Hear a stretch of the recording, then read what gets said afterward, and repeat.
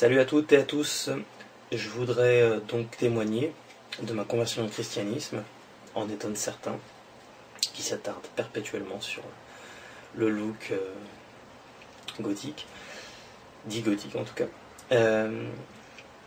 Alors, on m'a posé énormément de questions, je vais essayer de faire une synthèse de mon histoire, mais je ne pourrai pas entrer dans tous les détails, c'est pour ça d'ailleurs que je suis sur un projet de livre, parce que parce que il y a plein d'anecdotes que je ne pourrais pas raconter maintenant, ça prendrait des heures et des heures. Voilà, donc il y a un projet de livre en cours et vous en serez tenu informé. Au même titre que je n'avais pas pu tout exposer sur mon ex-appartenance à la franc-maçonnerie, parce qu'il s'est bourré d'anecdotes. Et bon, j'ai essayé de répondre le mieux possible aux questions qu'on m'avait posées. Et derrière, il y en a eu encore des dizaines, voire des centaines. Donc, difficile de répondre à tout. Et c'est pour ça qu'il y a un livre en préparation sur mon parcours de mon enfance jusqu'à ce jour. Voilà. Vous en serez tenu informé sur mon Facebook, sur mon site. Donc, c'est pas encore au goût du jour, mais ça viendra. C'est en préparation. Alors, donc j'en ai jamais fait mystère. J'ai toujours, toute ma vie, depuis mon adolescence, j'étais attiré par l'occultisme. Très jeune, vers l'âge de 16 ans, j'ai commencé à m'intéresser, disons, au côté obscur, mais pas seulement pour le côté esthétique. Il y avait quelque chose de vraiment malsain. Bon, j'ai vécu des choses dans ma vie, dans mon enfance, qui m'ont vraiment pas aidé à être psychologiquement stable. Ça c'est de l'ordre de la vie privée. Mais bon, j'ai vécu des choses. Et puis ensuite, il y a eu mon adolescence, il y a eu le décès de ma mère lorsque j'avais environ 17 ans. Et c'est une période très obscure pour moi. Je dis environ parce que je ne me souviens pas de l'annonciation de la mort de ma mère. Et on dit que parfois, quand un choc est trop violent, il y a comme un blanc dans l'esprit. Donc c'est mon cas.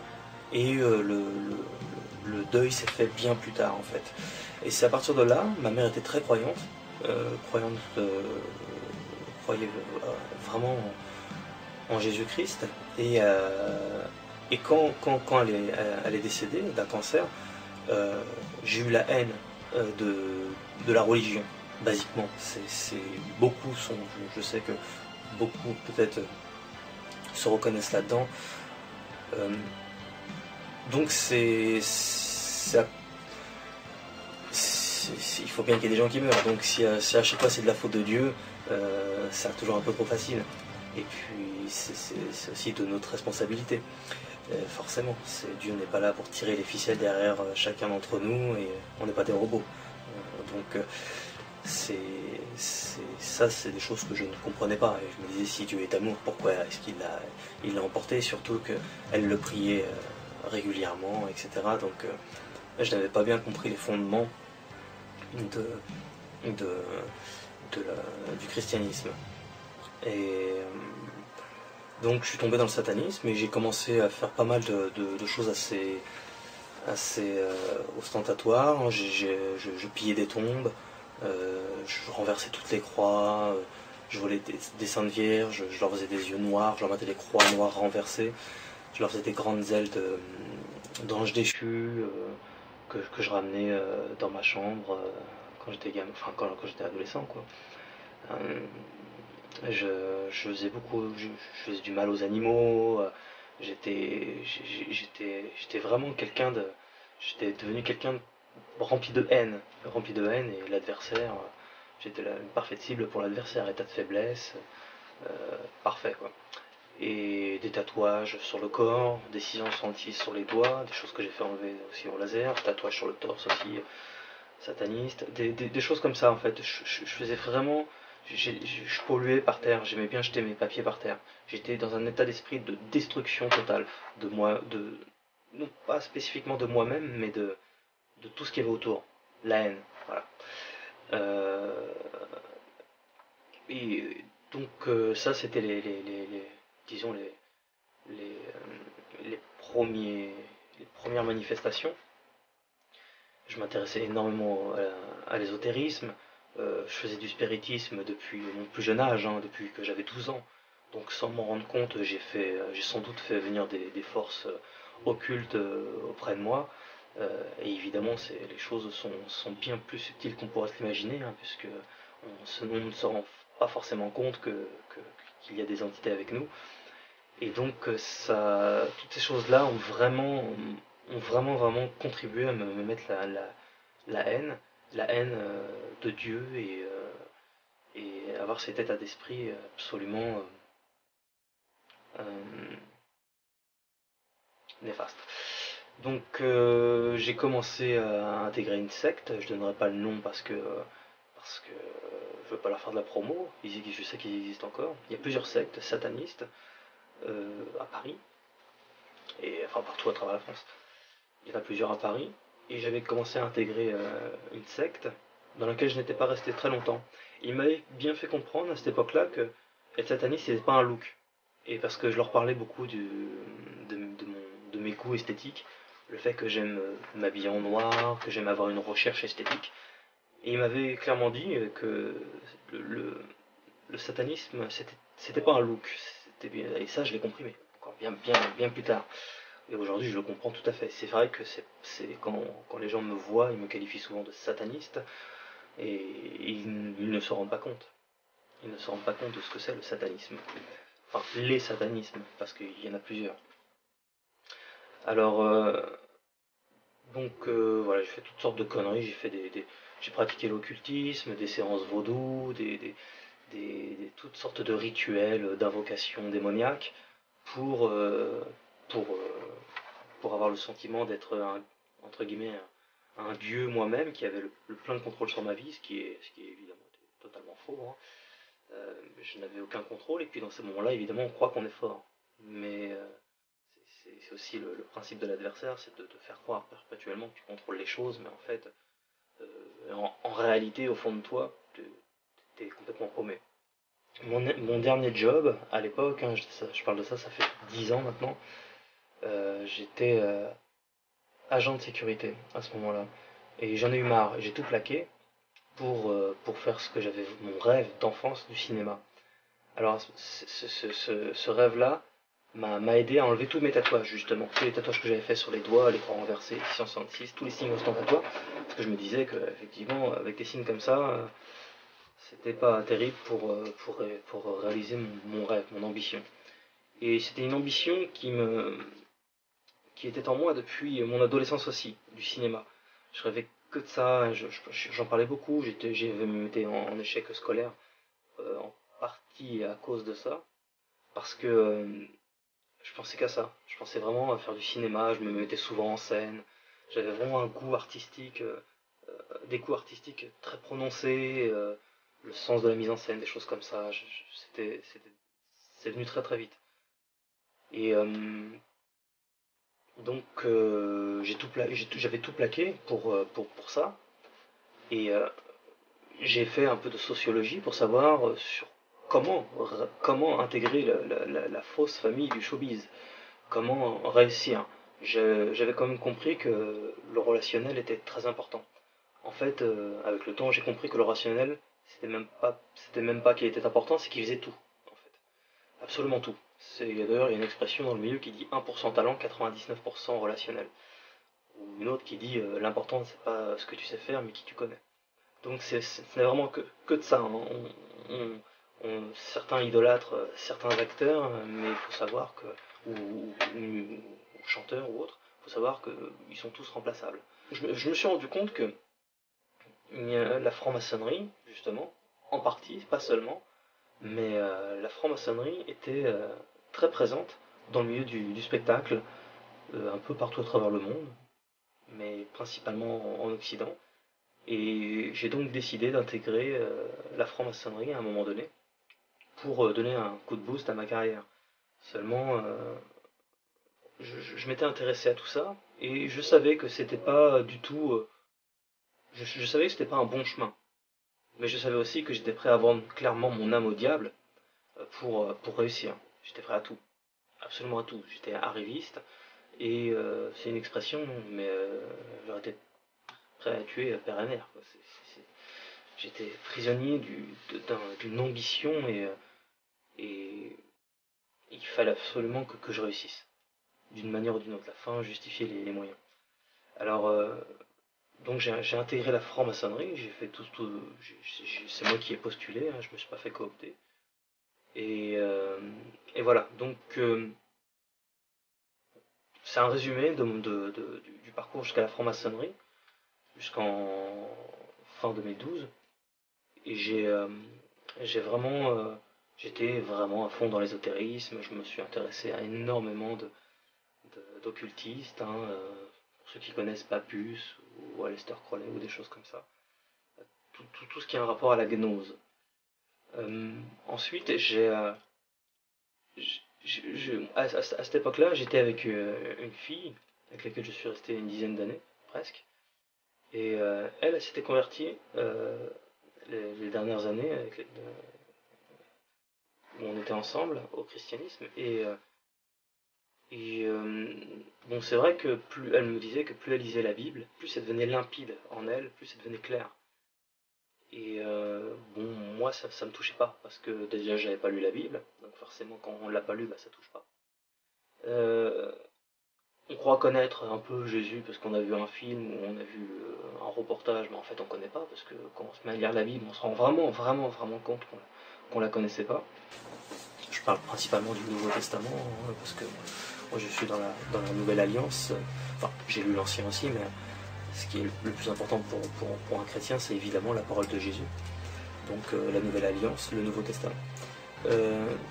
Et donc elle était dedans, et elle avait eu des manifestations, même parce qu'elle était dans l'ésotérisme, elle avait eu d'étranges manifestations d'ordre démoniaque. Je me souviens que la nuit, elle se levait et elle me téléphonait, parce qu'elle entendait des bruits très bizarres dans sa chambre, et pourtant c'était pas du tout son genre d'avoir peur comme ça, mais elle entendait des ricanements diaboliques, des choses comme ça, un attouchement au niveau de la cheville, différentes petites manifestations assez sans doute perturbantes, et qui lui faisaient peur. Et ça, c'était au moment de sa conversion. Voilà, donc une fois qu'elle se mettait à prier, ça s'arrêtait. Donc, je la croyais, parce qu'elle n'avait aucune raison de me mentir, mais c'était assez étonnant quand même. Et je voulais te dire d'ailleurs que pendant toutes ces années-là, j'ai fait aussi partie d'une association de recherche sur les phénomènes paranormaux. Donc là aussi, j'allais vraiment vers la mort, hein, vers le recherche, vers le contact avec les défunts, toutes ces choses-là. Et en fait, on ne s'en rend pas compte, mais en fait, quand on tombe, ce sont des démons, en fait, ce sont des entités qui s'amusent, qui font croire que c'est un défunt, machin, mais en fait, c'est faux, quoi. Ils s'amusent, et ils sont très malins, ils sont très forts, et quand on est croyant, on sait que quand un défunt est mort, il est mort. C'est enfer ou paradis. Il n'y a pas de transition, il n'y a pas de possibilité de revenir en tant que... Voilà, voilà, les entités démoniaques sont très puissantes, et il faut savoir comment la chose fonctionne. Elles peuvent se faire passer pour un ange de lumière. Hein. C'est biblique aussi. Hein. L'adversaire n'hésite pas à se faire passer pour un ange de lumière. Voilà, donc je reviens sur sa conversion. Justement, la dernière discussion que j'avais eue avec elle, c'était en rapport au christianisme et à la franc-maçonnerie. Effectivement, moi j'étais dans le mensonge, elle était dans la vérité. Ça faisait pas bon ménage, et avec mes idées arrivistes, bon, elle avait peur pour moi, parce que j'étais prêt à faire vraiment tout et n'importe quoi, mais en plus, bon, ça nous a séparés. Ça nous a séparés parce que dans son chemin de vérité, quelqu'un qui était dans le mensonge, c'était pas bon pour elle. Donc je crois que Dieu nous a séparés. Voilà, donc c'est moi qui suis... Enfin bon bref, après c'est du détail, mais nous nous sommes séparés. Puis à ce moment-là, j'ai subi c'était vraiment une drôle c'était un coup dur pour moi, parce que même si c'est moi qui ai mis fin à cette histoire, au même moment, ma chienne, à l'époque, est morte, donc c'était vraiment un gros coup dur pour moi, et à ce moment-là, je suis retombé dans mon état de faiblesse total, je suis retombé dans le satanisme. Et là, bon, j'avais l'autel à Baphomet, j'avais plein de trucs comme ça, j'avais certains rituels que je ne donnerai pas et je ne ferai évidemment pas la promo. Mais tout ça, c'était pas au sein de la franc-maçonnerie, c'était personnel. Mais il faut savoir quand même que, étant en tant que franc-maçon, on est quand même sataniste. On ne peut pas être franc-maçon et chrétien. Et tous ceux qui pensent que c'est compatible ont tort. Jésus d'ailleurs le dit, hein, tous ceux qui ne sont pas avec moi sont contre moi. Donc on ne peut pas être dans une doctrine et dans une autre. En même titre qu'on ne peut pas être bouddhiste et chrétien, ou musulman et chrétien, ou je ne sais quoi et chrétien, on prend tout, on prend rien en fait. Et le christianisme, la parole de Jésus, je parle pas du Vatican, ne représente pas tout à fait la parole du Christ telle qu'elle est dans la Bible. Moi je me réfère uniquement à la Bible, je n'appartiens pas, je ne reconnais pas du tout l'autorité du Vatican. Je sais qu'il a toujours été infiltré, notamment justement par la franc-maçonnerie et différentes sectes. Mais ça c'est très dur à faire comprendre aux catholiques. Donc, parce que l'idée du purgatoire, l'idée de la prière aux saints, l'idée de la confession à des prêtres, on peut chercher hein, dans la Bible, ça n'existe pas. Ça n'existe pas, c'est des choses qui ont été clairement amenées par le clergé. Il y a aussi l'idée du baptême, l'idée du baptême qui, dans le catholicisme, qui est une aspersion sur le front, mais sur le front quoi. Mais en fait, dans la Bible, c'est pas écrit ça. Dans la Bible, c'est une immersion totale, immersion dans l'eau, complète, comme le faisait Jean, et comme l'a fait Jésus quand parce qu'il était dans une condition d'homme. Voilà, donc toujours est-il que j'ai commencé à m'intéresser au christianisme, malgré ma période, cet énième plongeon en satanisme, mais je lisais un peu la Bible, j'essayais de comprendre, puis je m'apercevais que bon, je comprenais un peu, mais je demandais à Dieu des signes. Je demandais à Dieu des signes, et puis je me suis aperçu qu'il me répondait. Quand je dis il me répondait, c'était pas une parole ou une apparition physique. Je vais donner quelques exemples. Je demande un signe à Dieu. Quelques minutes après, je reçois un mail. En l'occurrence, là, j'avais demandé un signe à Dieu en rapport à mon appartenance maçonnique. Est-ce que j'étais dans une secte sataniste? Est-ce que j'étais vraiment? Parce qu'on a toujours quand même le bénéfice du doute. On se demande si ça vient pas de nous, si on se fait pas des films. Et là, quelques minutes après, je reçois un mail d'une personne que je connais pas et qui me dit va voir sur ce site, ça peut t'intéresser. Et là, il était question de ce que représentait la franc-maçonnerie, c'est-à-dire du satanisme déguisé. C'est-à-dire que 90% des maçons ne savent pas qu'ils sont dans une forme de satanisme. Voilà, donc alors bon, au départ on peut avoir toujours le bénéfice du doute, on se dit bon, je viens demander, je reçois un mail d'une personne que je connais pas, bon, allez, c'est le hasard, admettons. Puis moi en plus, comme j'étais de l'autre bord, il m'en fallait beaucoup pour donc comme Dieu s'occupe surtout des malades. Donc quand tu as la foi, après tu as la foi, tu l'as la foi, et il se manifestera un peu moins, parce que ce qu'il veut justement c'est que tu aies la foi, que qu'il ne veut pas toujours être derrière toi tout le temps te faire des signes, parce que sinon ça veut dire que tu n'as pas vraiment la foi. Alors j'ai redemandé plusieurs fois des signes, ça se manifestait de manière vraiment inattendue. Je ne m'attendais pas à ça. Hein. Encore une fois, là on est à mon bureau, là où je fais tous mes montages, et je demandais un signe à Dieu, et je vais télécharger un fichier sur le net. Et là, le code, il y a un code à entrer qui change souvent, on appelle ça un captcha, un code. Et là, le code, c'est Jésus-Christ. Donc j'étais vraiment étonné que ça se manifeste même comme ça.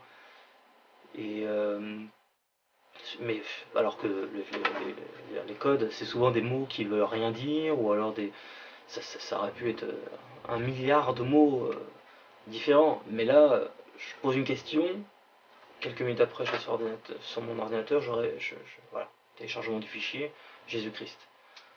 Admettons, c'est le hasard. Puis j'avais envie de voir un prêtre, et un prêtre catholique, mais le problème c'est que dans ma ville, l'église est tout le temps fermée. Donc pour voir un prêtre, là, c'était compliqué. Et je me suis aventuré quand même, j'ai été devant l'église, je me suis dit on sait jamais, un miracle. Et effectivement, l'église était ouverte. J'étais assez étonné, hein, vraiment, elle est tout le temps fermée. Je m'approche de l'entrée, et là je vois un prêtre qui était assis sur une chaise. Donc je me dis, le hasard fait bien les choses, hein. Et pour un croyant, il sait que le hasard n'existe pas.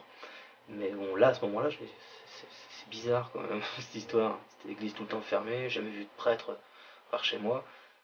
Et puis là, il y en a un, la porte est ouverte, il est là, devant la porte, assis sur une chaise. Il m'a donné son numéro de téléphone, on a parlé, etc. Et, euh, et voilà. Et j'ai continué à demander des signes. Et à ce moment-là, parce que j'avais pas encore la foi qu'il fallait. Et j'ai demandé encore à Dieu de me faire des signes. Par exemple, c'était à ma dernière tenue maçonnique, c'est-à-dire le rassemblement, on appelle ça une tenue. Juste avant, j'ai demandé un signe à Dieu. Est-ce que je suis dans une secte luciférienne? J'avais encore besoin de réponses. Il m'en fallait beaucoup. La tenue se passe, et juste après, il y a les agapes. Alors on mangeait, et j'étais en bout de table, et j'étais en face d'un franc-maçon rosicrucien de très haut degré, et on parlait. Et je lui exposais certaines synthèses que j'avais faites au sein de la franc-maçonnerie, que mes doutes sur le fait que le un franc-maçon était par essence luciférien, même qui s'ignore. Et il me l'a dit clairement en face de moi. Il me dit oui, tu es luciférien. Et je dis d'accord, c'est bien ce que je pensais. Il me dit oui, mais on était donc en bout de table, et il me dit mais tous les frères et sœurs là ne le savent pas. Je dis voilà, c'est bien ce que je croyais, c'est bien ce que j'avais compris. Alors là j'avais ma réponse, où le mec il me dit clairement oui, tu es luciférien. Donc je ne vais pas commencer à exposer toutes les synthèses que j'ai faites en franc-maçonnerie, ce serait aussi assez long, mais de toute façon j'en avais déjà parlé dans un podcast, hein, il suffit de chercher et vous le trouverez. Euh, voilà, donc je suis sorti de la franc-maçonnerie, mais j'avais encore besoin toujours pareil, j'avais encore besoin d'avoir un contact avec Dieu, et c'était à ce moment-là, je faisais pas de prière, rien, je priais pas Dieu, donc c'était le seul moyen d'avoir un contact et de comprendre que Dieu existait vraiment, et que j'avais besoin de ça. J'avais besoin de beaucoup de signes. C'est pas comme si j'avais été à la limite athée ou quelque chose comme ça. Le fait que j'arrive de très très loin m'avait vraiment emprisonné de l'autre côté de la barrière, quoi. Et, euh, et donc, puis c'est d'ailleurs ce qui est toujours un peu étrange, c'est qu'on croit facilement au diable, mais plus difficilement à Dieu. Ça, c'est aussi un constat que j'ai fait de par mon expérience, mon cheminement spirituel.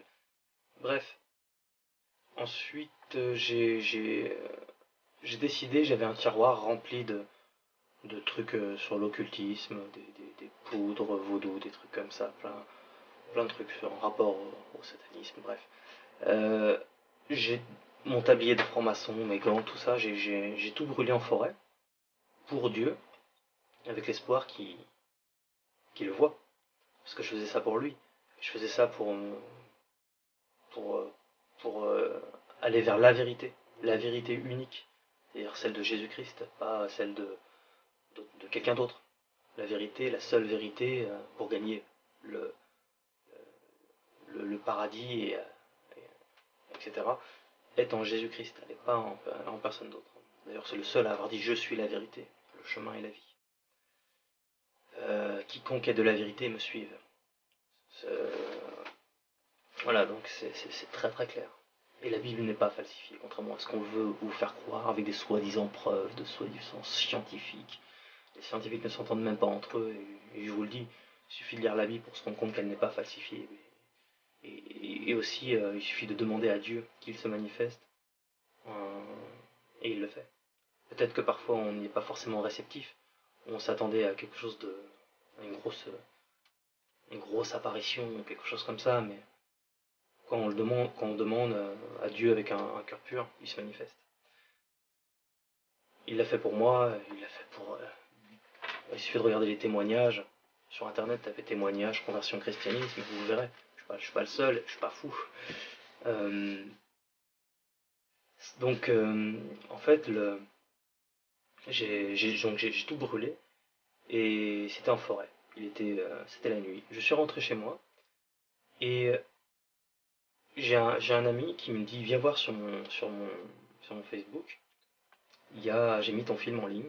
C'est un film que j'avais présenté à Cannes, et donc je le remercie. Je regarde, donc je vois sur son mur Facebook, il y avait bien ma vidéo, et juste en dessous de mon film, il y avait c'était pas un chrétien en plus, hein, ce mec-là, il y avait une photo de Jésus avec un homme dans une forêt.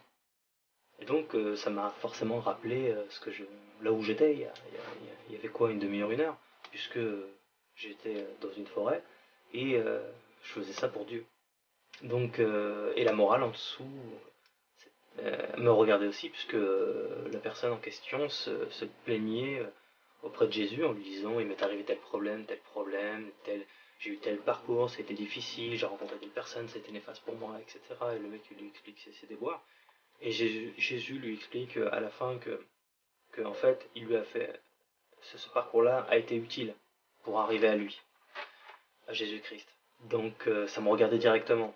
C'était assez émouvant pour moi de voir un tel rapprochement entre mon histoire et ce que je venais de faire et ça, quoi. Et encore d'autres fois où quand je demandais des signes, ça se manifestait.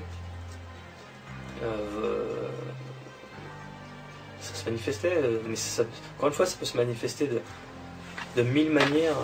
Ça peut être une rencontre, ça peut être un mail, ça peut être... on pose une question, puis on va sur internet et là on tombe sur une vidéo qui répond parfaitement à notre question. Ça peut être rencontre quelqu'un dans la rue. Donc là justement, par rapport à ça, moi j'ai eu trois signes forts d'affilée, où un soir je demandais encore des signes à Dieu, et je vais voir sur le net le prix des Bibles. Je regarde et là il y a un mec qui vendait sa Bible et il avait scanné une page et il y avait un tout petit paragraphe, dans un des chapitres de Jean, où Jésus dit, où il est écrit textuellement, crois au Seigneur Jésus-Christ et tu seras sauvé. Donc ce qui m'avait étonné, c'est que le scan, c'était vraiment un tout petit paragraphe et qu'il était vraiment souligné juste cette phrase-là. Donc c'était vraiment la phrase que je devais lire. Ça m'avait étonné. Et le lendemain matin, je promenais mon chien, qui d'ailleurs, parce que bon, là je parle pas de ma chienne qui était décédée, mais après j'ai adopté un autre chien à l'Asper, et je l'avais appelé Lucifer, donc, pour vous dire que j'étais vraiment dedans, mais je l'ai rebaptisé ensuite en Uriel, qui est un archange. Donc je promenais mon chien, et je lisais un livre sur Jésus. J'essayais de comprendre un peu tout ça. Bon, c'était pas encore tout à fait limpide dans mon esprit. C'est pour ça d'ailleurs que j'avais autant de signes, parce que j'avais pas encore la foi qu'il fallait. J'avais pas encore toute la bonne compréhension, tout ça. Il y avait encore un long cheminement à faire. Et je lisais le livre sur Jésus, je referme le livre, et sur quoi je tombe par terre? Un serpent mort. Et le serpent, pour ceux qui connaissent un peu la Bible, la Genèse, c'est l'appellation de Lucifer, du diable. Le serpent, c'est comme ça qu'on l'appelle. ou le dragon également aussi. Donc un serpent mort sur la route, pareil, j'avais jamais vu de serpent mort sur la route, alors que je passe régulièrement dans ce coin-là. Et ça tombait bien, quoi, j'ai envie de dire. Ça, c'était si c'est le hasard faisait encore super bien les choses, quoi. Au moment où je lis mon livre de Jésus, un serpent mort par terre, bon. Et l'après-midi même, je vais à ma salle de sport pour mon entraînement journalier. Et je vais au dernier moment, je me dis je vais aller au hammam. Et alors que j'avais pas du tout pour ambition d'y aller, hein, mais je sais pas, j'ai eu envie d'y aller d'un seul coup. J'y vais, je me retrouve seul dans le hammam. Et dans ma tête, je me dis, au fond de moi, et vous savez, vous croyants qui écoutez mon message, que Dieu sait ce qui se passe aussi en nous, surtout quand on cherche vraiment après lui.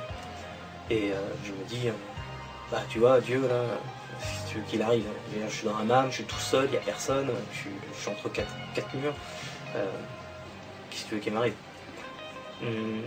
Et là, il y a un homme qui entre. Il s'assoit à côté de moi, on commence à échanger, un mec vraiment très sympa. Et puis là, il m'annonce qu'il est pasteur. Donc le pasteur, ça veut dire berger, quoi. C'est celui qui guide le troupeau, voilà, vers la vérité. Donc voilà, Dieu m'a amené un pasteur dans un hammam.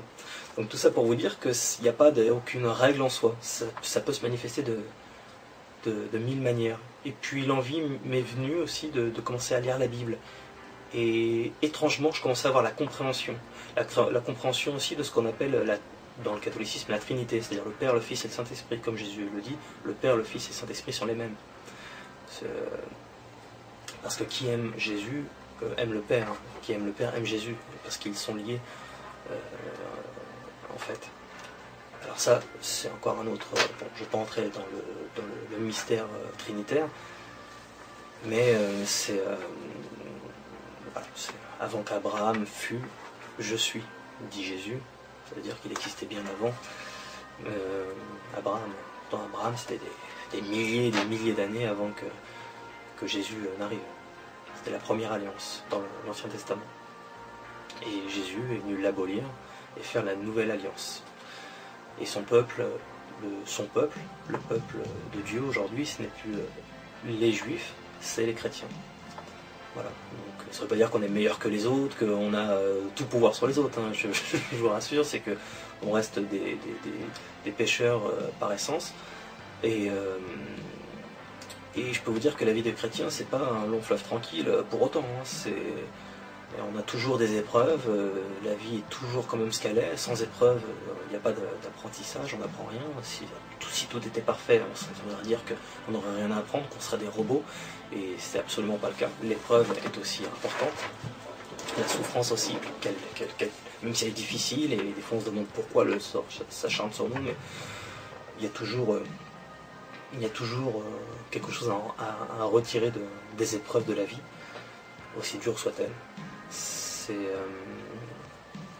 Voilà, et on ne peut pas reprocher non plus à Dieu toute la misère qui se passe sur Terre, parce que ceux qui créent la misère sur Terre, c'est nos élites. Hein. C'est nos élites qui organisent les guerres, qui organisent les famines, tous les maux de ce monde-là. C'est pas moi, c'est pas vous qui regardez ce podcast. Voilà, c'est pas nous, quoi. C'est l'élite qui organise tout ça. Et l'élite, comme par hasard, est toujours sataniste. Donc il règne sur le monde pour l'instant, mais bon. Pas encore très longtemps à mon avis. Parce que des années assez sombres, assez perturbantes nous attendent, je crois, fortement. Et que je crois qu'on arrive à la fin à l'essoufflement total de notre ère. C'est pas la fin du monde, je sais pas que c'est la fin du monde, mais c'est la fin d'une ère. Ça c'est une conviction personnelle, et voilà. Je fais aussi un petit peu d'eschatologie, c'est-à-dire je fais les liens entre les textes de l'Apocalypse et la conjoncture actuelle. d'un point de vue mondial, il y a des choses qui étaient annoncées, ça c'est clair. Enfin voilà, ça c'est encore un autre sujet, je vais pas rentrer là-dedans, mais voilà. Donc j'ai commencé à lire la Bible et puis les choses devenaient, pour moi aussi, de plus en plus limpides. Et donc je travaille toujours sur le sujet, et puis après j'ai même commencé à lire le Coran. Je me suis intéressé à la Sira aussi, c'est-à-dire la biographie de Mahomet, Mohamed, plus précisément, parce qu'on dit Mahomet, mais en fait c'est Mohamed. Excusez-moi, j'ai pas l'accent. Voilà, donc pour avoir aussi un point de comparaison. Et j'en ai conclu ce que j'en ai conclu. Je suis clairement... je ne suis pas dans... Je ne suis pas, comme vous le savez, je ne suis pas adepte du tout de l'islam. Bien qu'il y ait certaines similitudes, il y a aussi beaucoup de points de désaccord assez importants qui font que je ne peux pas prendre ce livre-là au sérieux, n'en déplaise. Et inutile de me faire un cours théologique, je dis ça pour les musulmans. J'ai lu le Coran, je sais très bien ce que c'est le Coran. Je suis pas un abruti. Et il est parfaitement, tout a parfaitement été assimilé. Issa, pour nous, ce n'est pas un prophète, c'est le Fils de Dieu, et Dieu incarné dans la chair par son Saint-Esprit. Je sais que pour vous, ce n'est pas le cas. Je le sais. Donc c'est un débat inutile, stérile, et qui peut durer longtemps, et c'est pas pour esquiver le débat, parce que ce débat-là, je l'ai déjà eu quelques centaines de fois, c'est que je me suis rendu compte que finalement, ça ne servait tout simplement à rien de le faire. Voilà, c'est au bout d'un moment, on arrête de répondre aux questions, on arrête de débattre, quand on s'aperçoit que finalement on perd du temps et qu'à la place on pourrait faire autre chose, tout simplement. C'est vraiment pas puis mon but c'est pas d'avoir le dernier mot absolu non plus, et voilà, après chacun fait les études qu'il fait, et chacun a ses limites aussi. Donc moi, quand Dieu s'est manifesté à moi, c'était toujours en rapport enfin très souvent en rapport à Jésus-Christ. C'était pas en rapport à d'autres.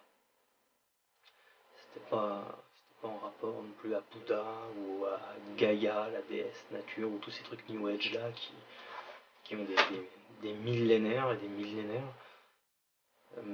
Parce que la Genèse, c'est quelque chose d'assez très compacté par rapport à l'histoire du monde.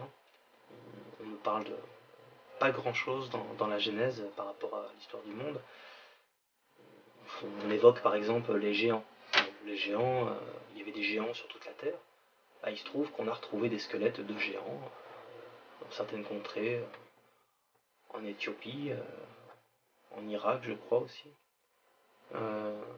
Bref, il y a eu des squelettes, vous pouvez chercher aussi sur le net, de géants. Voilà, donc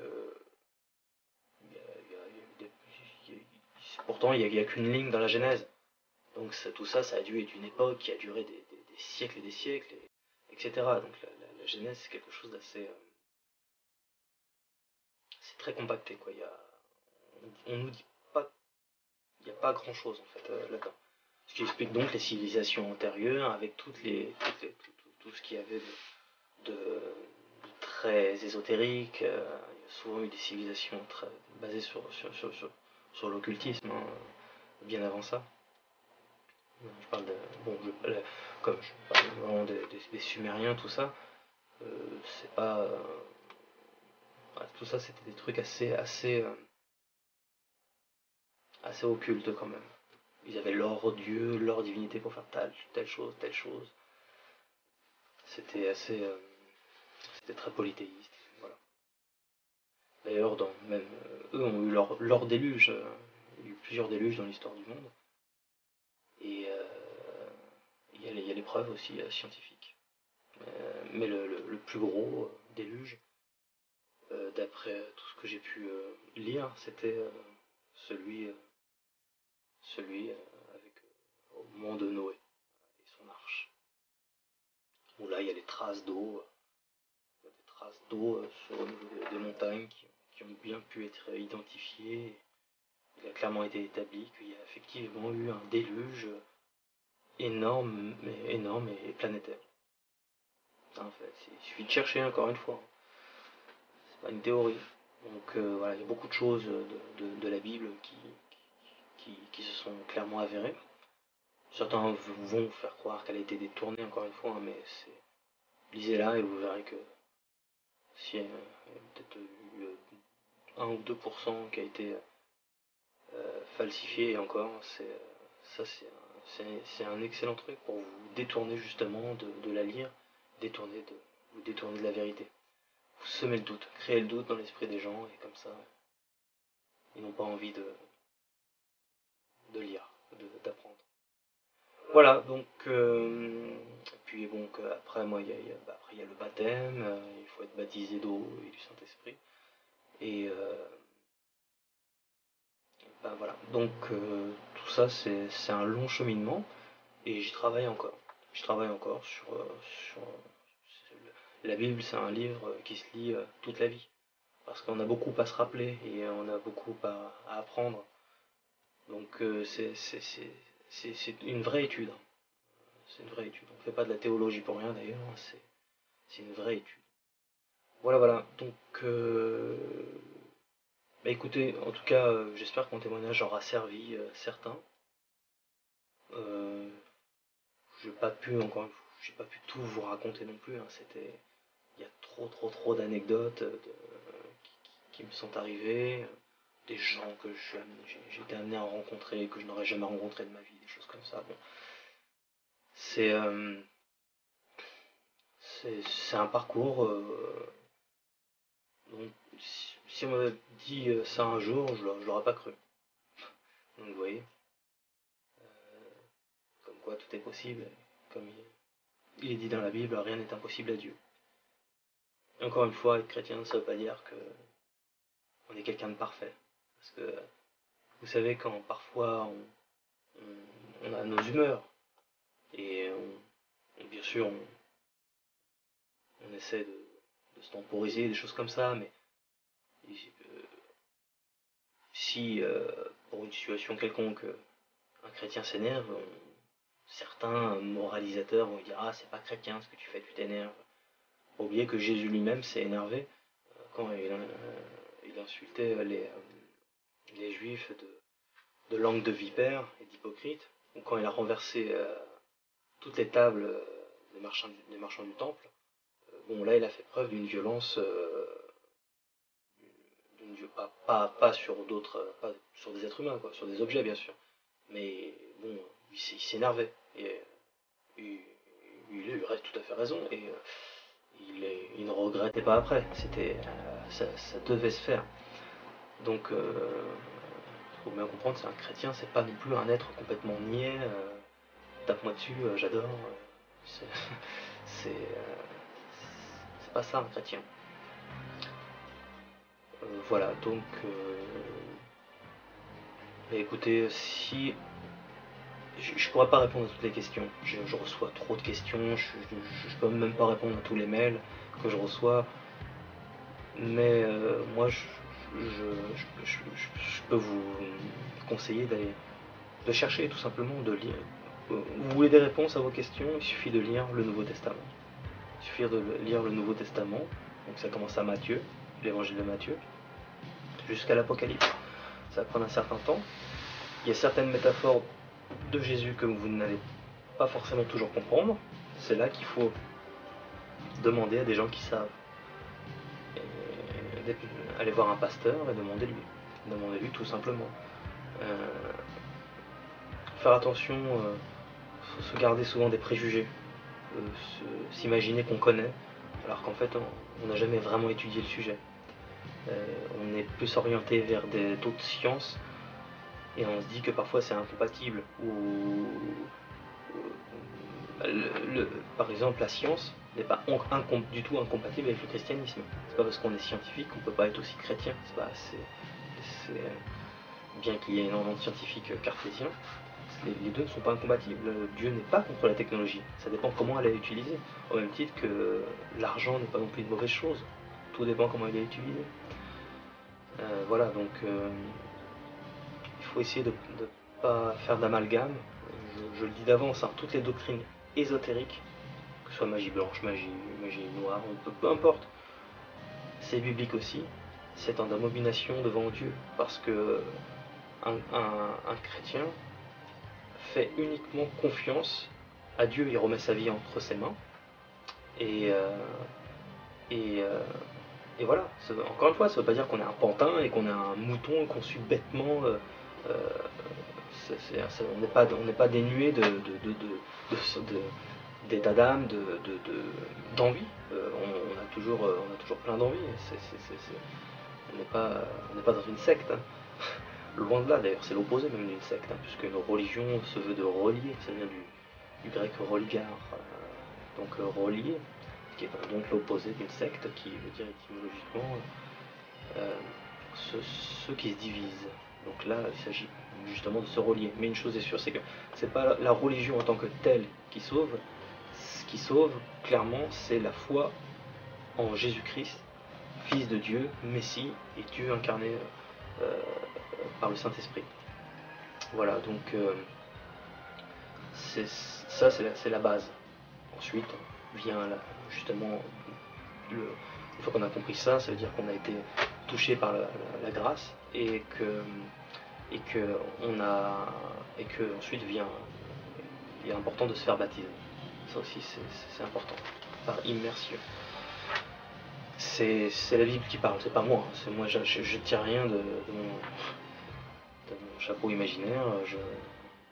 Voilà, c'est une question aussi d'étude. Et j'insiste là-dessus. Lisez avant de juger. Et voilà. Faites pas comme moi, parce que moi je l'ai fait.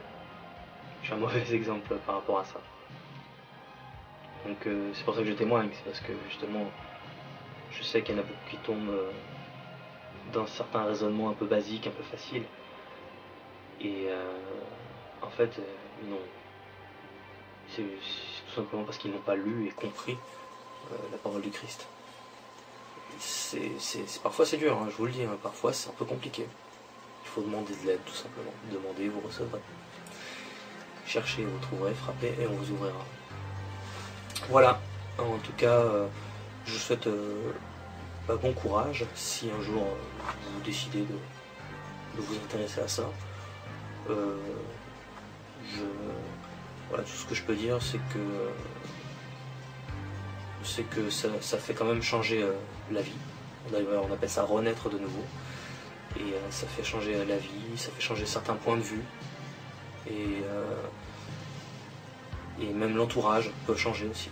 Quand Jésus dit « Je ne suis pas venu apporter la paix mais l'épée », ça veut dire que l'épée, c'était une métaphore, c'est-à-dire que c'est quelque chose qui tranche et qui fait que le jour où on se convertit, eh ben, il y a des gens qui nous tournent le dos. Et même des gens de notre famille. Ça peut arriver aussi. Et c'est exactement moi ce qui m'est arrivé. Hein. J'ai plein de supporters qui m'ont tourné le dos. Et je m'en plains pas, hein, qui partent. Et c'est pas grave. Et même des amis qui m'ont tourné le dos de longue date. Qui t'es passé d'une extrême à une autre, des choses comme ça, machin, tu parles de Dieu. À la limite, il aurait valu mieux que je parle, que je dise que j'avais le sida, ce serait peut-être mieux passé. Donc, ils vont me dire que t'es malade, ouais, c'est vrai que ça passe mieux aujourd'hui. Hein. Dire que t'es chrétien aujourd'hui, ça passe parfois pas très bien, pas partout. Ça fait comme si on était complètement paumé, qu'on avait besoin de se rattacher à un dieu imaginaire, des choses comme ça. Bon, ça, c'est des raisonnements très basiques, hein, c'est évidemment. Moi, j'ai pensé comme ça aussi. Hein. Voilà. Alors, écoutez, sur ces bonnes paroles, excusez-moi, j'étais très très long, mais j'aurais pu faire largement plus long. Je vous dis à très bientôt dans un prochain podcast, film ou sketch. Ciao ciao, que Dieu vous bénisse.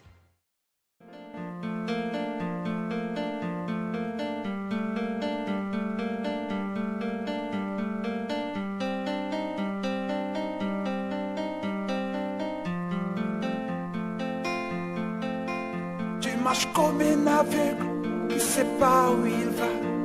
Tu marches comme un sourd qui n'entend rien du tout. Tu t'en fous des dieux, Tu te moques de sa Bible, mais un jour